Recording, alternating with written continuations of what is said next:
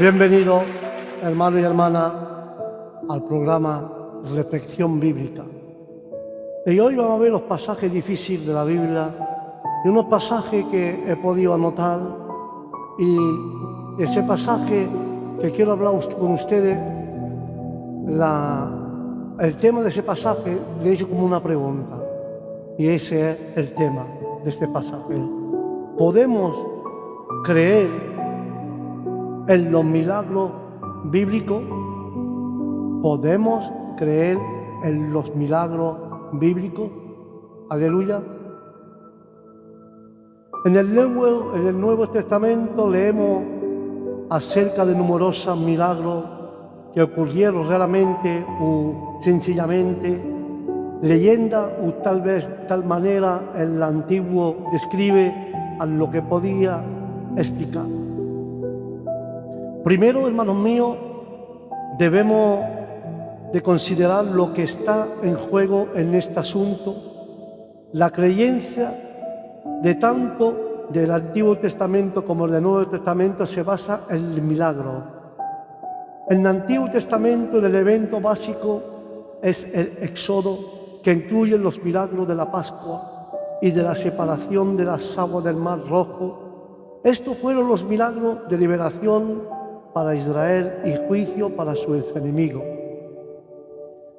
Pero podemos ver que si en ellos la fe del Antiguo Testamento tiene poco significado, que en el Nuevo Testamento la resurrección de Jesús es milagro básico, y cada autor del Nuevo Testamento crea que Jesús de Nazaret había sido crucificado y había vuelto a la vida al tercer día.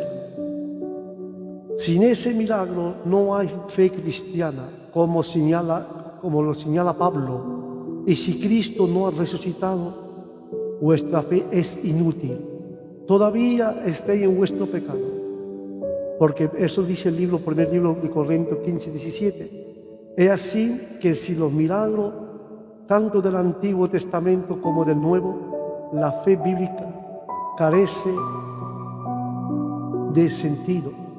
Y 1 Corintios 15:17 dice, hermanos míos, y si Cristo no resucitó de nada, sirve que ustedes crean en Él. Sus pecados aún no habrían sido perdonados.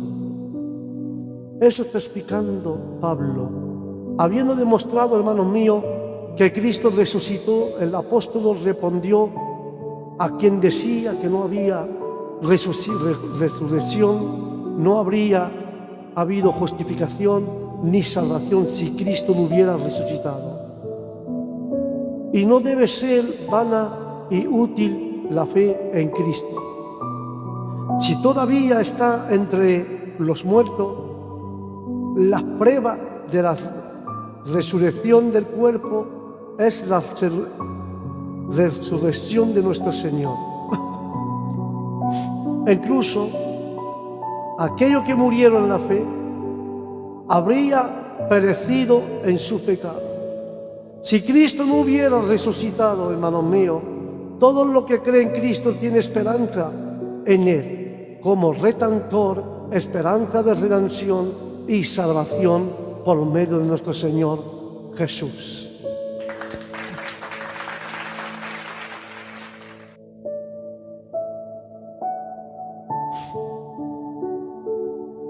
Pero si no había resurrección o recompensa futura, su esperanza en Él solo puede ser en cuanto a esta vida y debe estar en peor condición que el resto de la humanidad, especialmente en el momento y bajo de las circunstancias.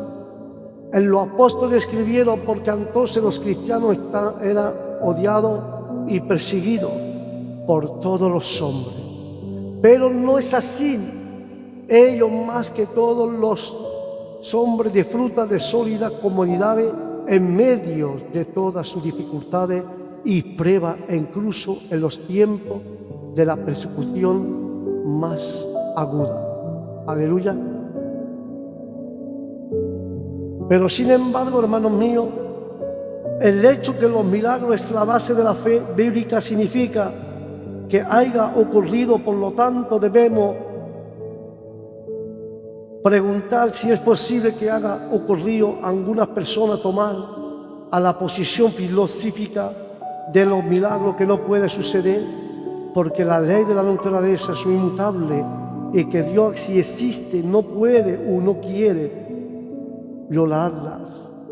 Aunque es una posición honesta, también es anticuada.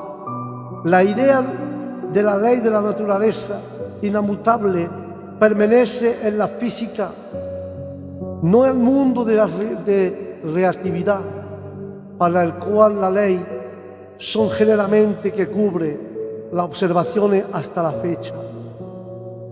Para nosotros entonces la pregunta es así: ¿es evidencia de que existiera una fuerza espiritual que crea esa irregularidad en nuestras observaciones del evento que se llamaba milagro?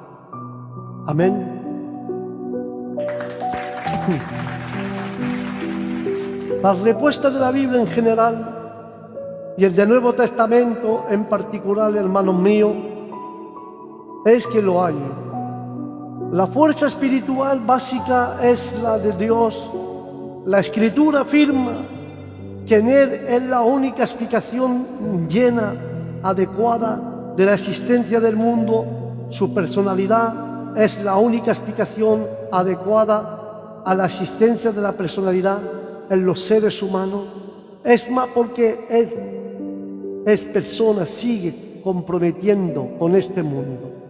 Vemos parte de su compromiso y en el evento habitual de la naturaleza. El primer del libro Colosenses 1:16 dice así: por medio de Él Dios creó todo lo que hay en el cielo y en la tierra. Él lo puede verse y lo que no se puede ver. También los espíritus poderosos tienen dominio y autoridad. En pocas palabras, Dios creó todo por medio de Cristo y para Cristo, en el nombre de Jesús. Cristo, hermanos míos, existiera antes de todas las cosas, por medio de todo se mantiene en orden. Cristo en su naturaleza humana es descubrimiento visible de Dios invisible. Y el que ha visto al Padre. Adoramos estos misterios con la fe humilde y contemplamos la gloria del Señor en Cristo Jesús. Él nació o fue engendrado antes de toda la creación, antes que se hiciera criatura alguna. ¿Cuál es la forma en que la Escritura representa la eternidad y por la cual no se representa la eternidad de Dios? Y todas las cosas, siendo creadas por Él, fueron creadas para Él, siendo hechos por su poder, fueron hechos según su voluntad y para su alabanza y su gloria, en el nombre de Jesús.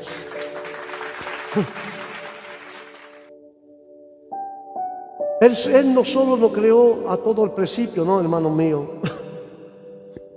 sino que es por la palabra de su poder que se mantiene. Cristo, como mediador, es la cabeza del cuerpo de la iglesia, y toda gracia y fuerza son de Él. Y la iglesia es su cuerpo y toda plenitud habita en Él. Una plenitud de mérito y de justicia, de fortaleza y de gracia. Todo esto para nosotros. Dios mostró su justicia a elegir en llena satisfacción. Este modo es redimir a la humanidad mediante a la muerte de Cristo. Era el más adecuado. Aquí se representa a nuestra vista el método de reconciliación, y que a pesar del odio al pecado por parte de Dios, a Dios le agradó reconciliar consigo mismo al hombre caído. Y si estamos convencidos de que éramos enemigos en nuestra mente por obra más malvada, y que ahora estamos reconciliados con Dios por el sacrificio y la muerte de Cristo en nuestra naturaleza, no intentaremos de explicar ni pensar plenamente comprender estos ministerios, pero veremos la gloria en este plan de redención y de regocijación en la esperanza puesta ante de nosotros. Si es así, que el amor de Dios es tan grande para nosotros que haremos ahora por Dios sed frecuente en la oración, en la bondad, en los santos deberes y a lo vivir para nosotros mismos, sino para Cristo. Cristo murió por nosotros, hermanos míos, pero ¿por qué? Todavía, hermano, porque todavía deberíamos vivir en pecado. No sino que murmuramos al pecado y vivamos de ahora en adelante, no para nosotros mismos, sino que vivemos solamente para Él, para darle la gloria y la honra en el nombre de Jesús de Nazaret. Y cuando leemos el libro de Hebreos 1:3, dice que el Hijo de Dios nos muestra el poder y la grandeza de su Padre. El Hijo de Dios es igual en todos a su Padre y con su gran poder hace el universo siga extendiendo. El Hijo de Dios logró que Dios no perdonara nuestro pecado. Después subió al cielo para sentarse a la derecha del trono del Padre en el nombre de Jesús. Tenemos que creer en los milagros bíblicos.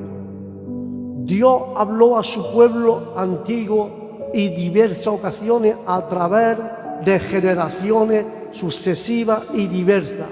Y de diversas maneras, según lo consideró apropiado, a veces por instrucciones personales, a veces por sueños, a veces por visiones, a veces por influencia divina en la mente a los profetas. La revelación del Evangelio es excelente por encima de la anterior, que es una revelación que Dios ha hecho por sus hijos en el nombre de Jesús de Nazaret. A contemplar el poder, la sabiduría y la bondad del Señor Jesucristo, contemplamos el poder, la sabiduría y la bondad del Padre. La plenitud de la deidad habita y no típicamente ni en una figura, sino realmente en Él.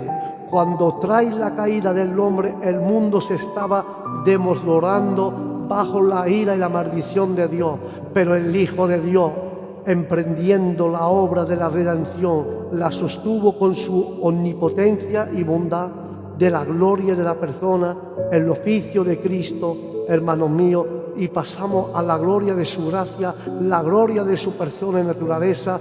Dio a su sufrimiento un tal mérito que fue una satisfacción plena para la honra de Dios, que sufrió una injuria y afrenta de infinidad por los pecadores por los pecados de los hombres, y nunca podríamos estar suficientemente agradecidos a Dios de tanta manera que toca y tanta claridad no haya hablado a nosotros pecadores caídos acerca de la salvación que Él, hermano mío, que Él por sí mismo nos limpia. Él mismo nos ha limpiado, hermano. Él mismo, hermano mío, nos ha limpiado de nuestros pecados. Es una maravilla el gran amor que nos tiene, que está más allá de nuestros máximos poderes. Admiración y gratitud y alabanza, y tenemos que rendir culto con poder y gloria. Toda la honra y toda la gloria la pertenece solamente a Él, en el nombre de Jesús de Nazaret.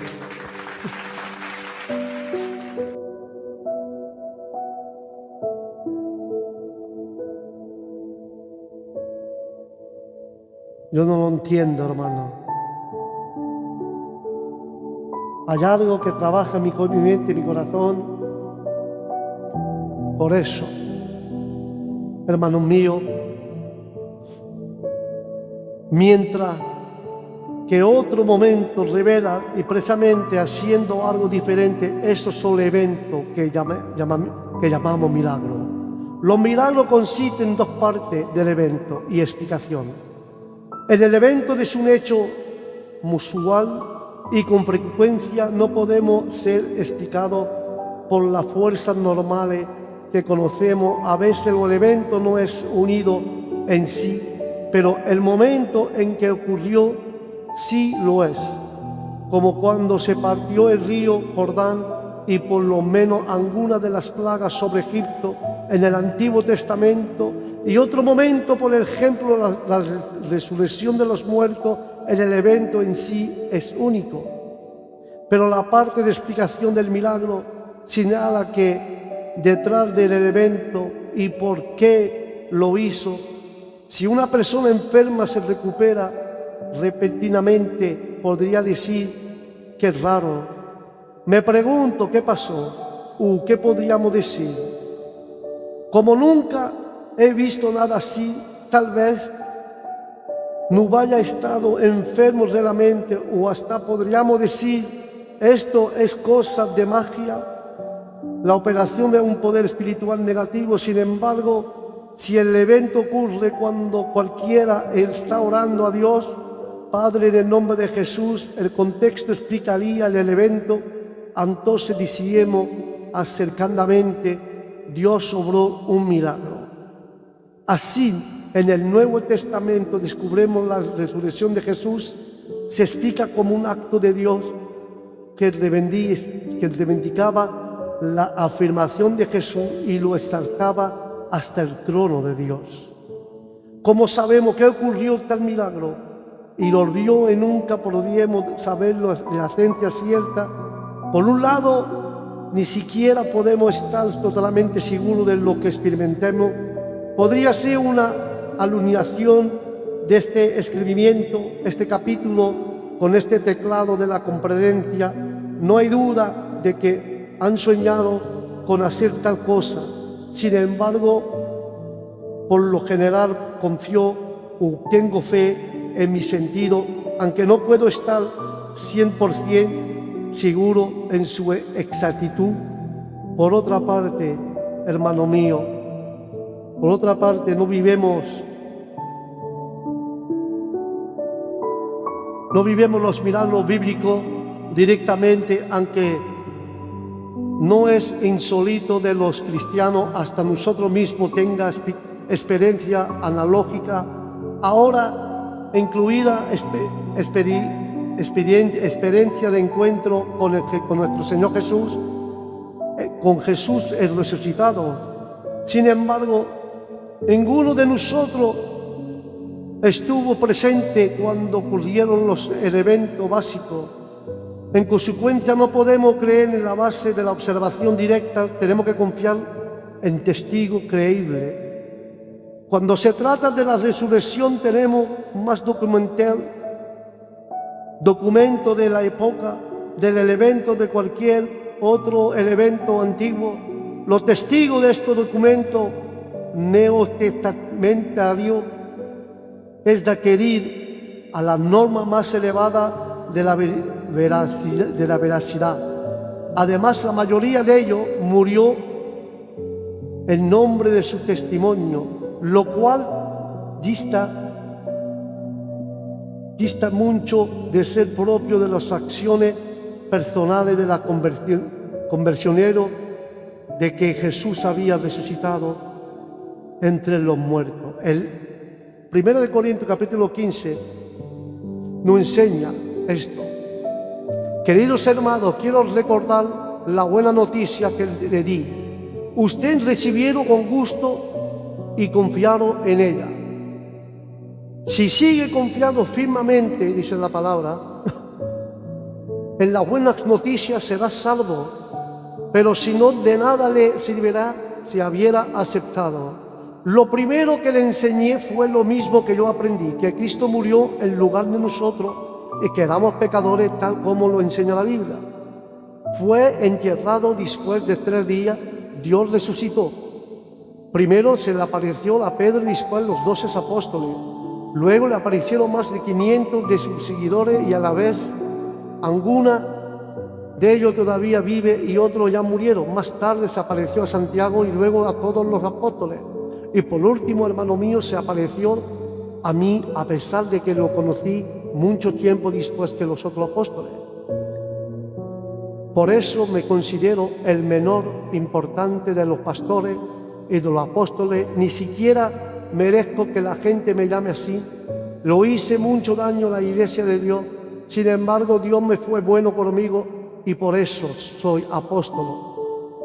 No desprecie el poder especial que me dio y trabajé más que los otros apóstoles, aunque en realidad todo lo que hice gracias es poder especial de Dios. Pero ni yo ni los otros apóstoles importamos.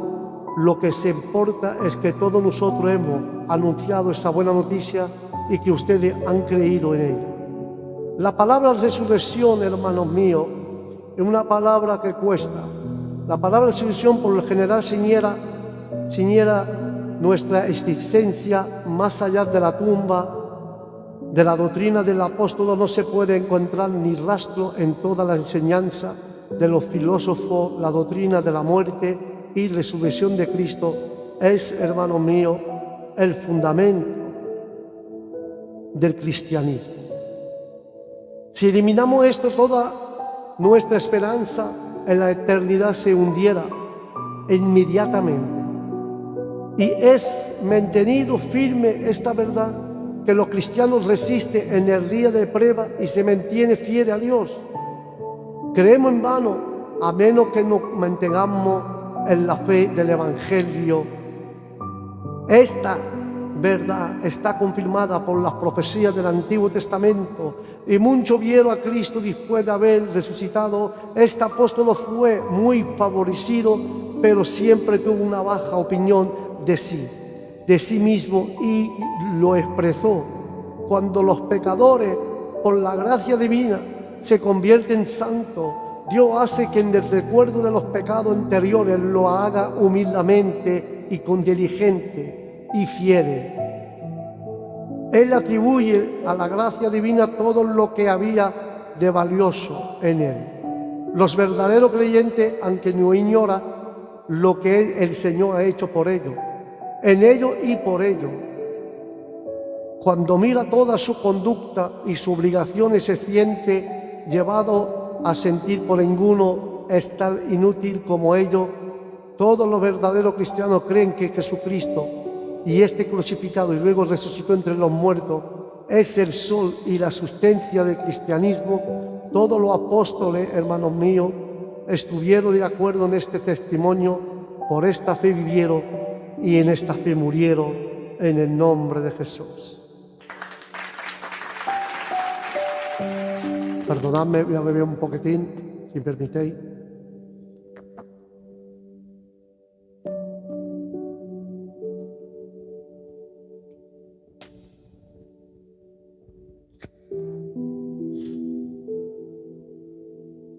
Nada de esto,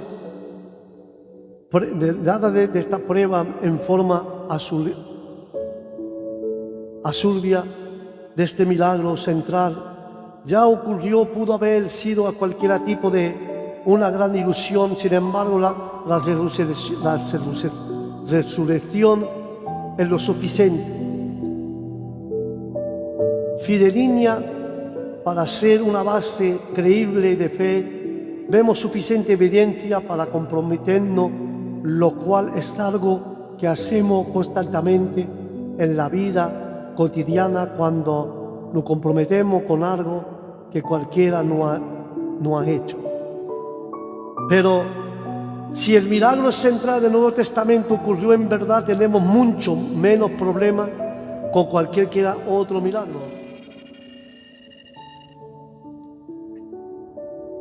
Pero déjame decirte,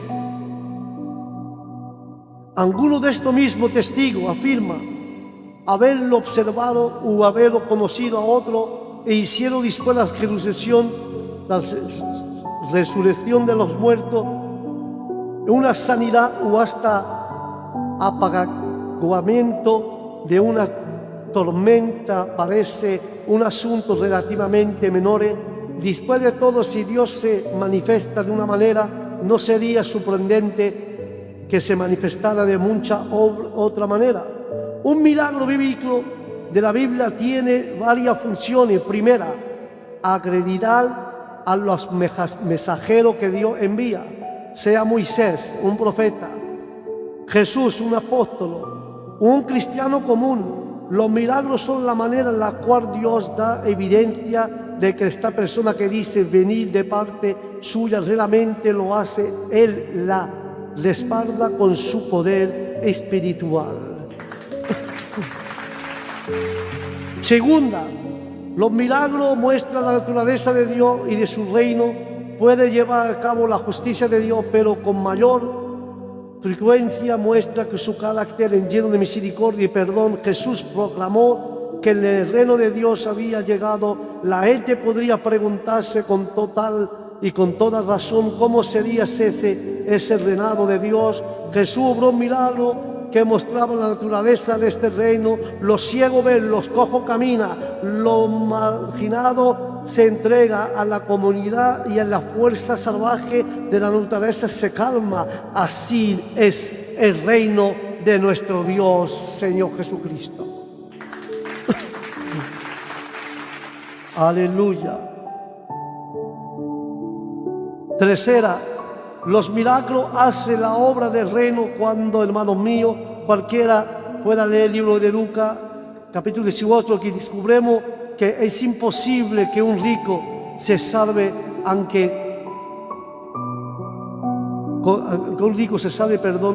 con Dios todas las cosas son posibles.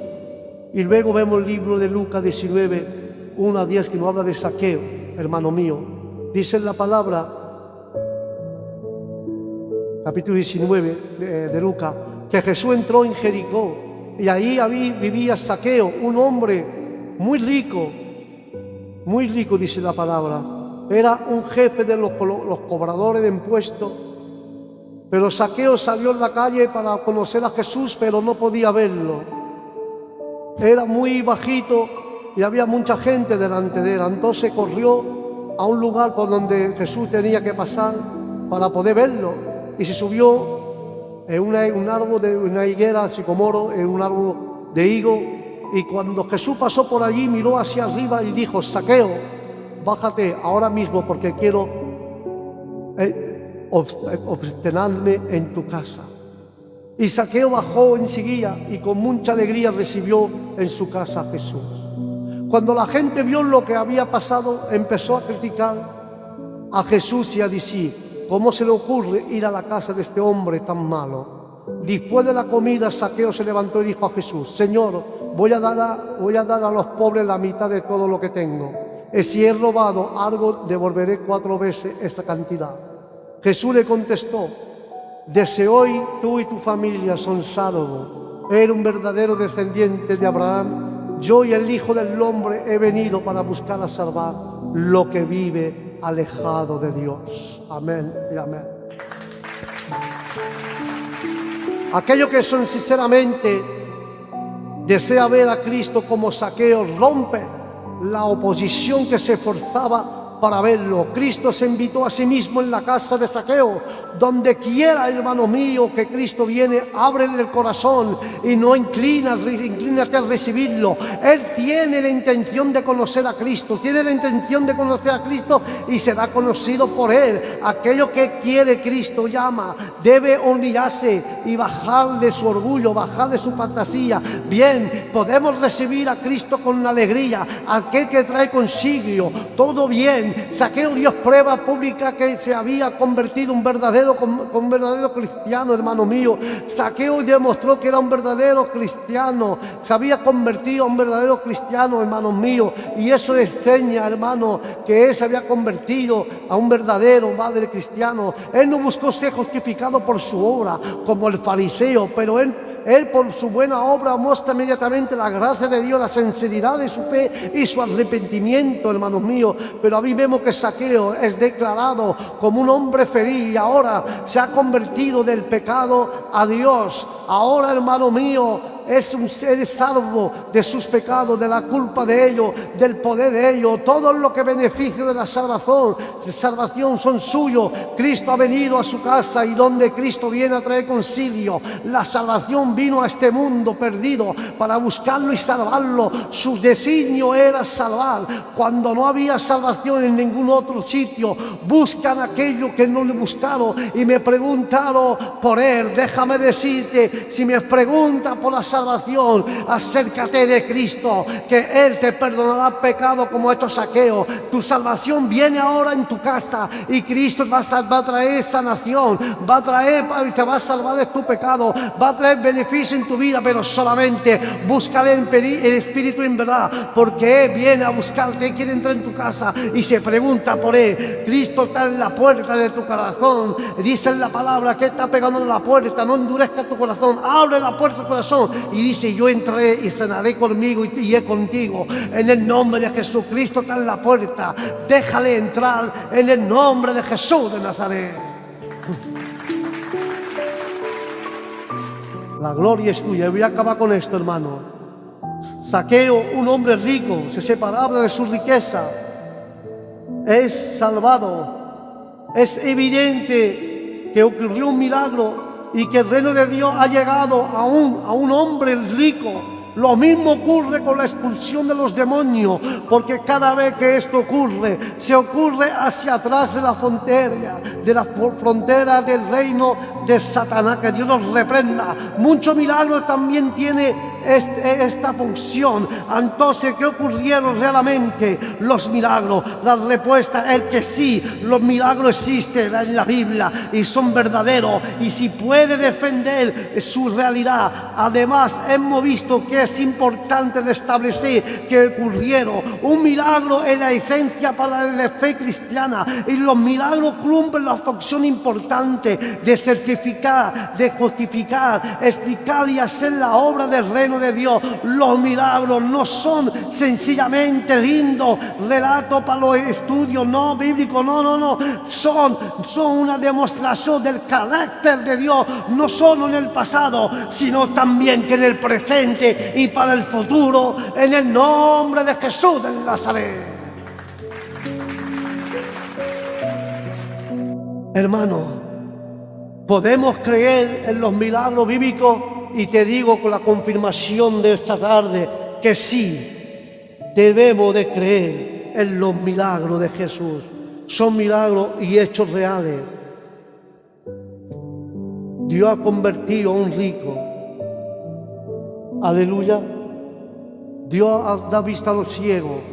Si tú crees en el milagro de Dios, vas a recibir el tuyo hoy en el nombre de Jesús. Ponte a cuenta con Cristo. Busca al Señor. Pregunta por Él y abre la puerta de tu corazón. Y una vez que la salvación y Jesús entre en tu corazón, el milagro llega hacia tu casa y hacia tu vida en el nombre de Jesús. Amén y amén. Hermano, hasta aquí nuestra reflexión bíblica. Que Dios os bendiga, que la bendición de Dios esté en vuestro corazón, en vuestra alma, en vuestro espíritu y en vuestra familia. Y os digo, al próximo programa, reflexión bíblica. Bendiciones para todos y shalom.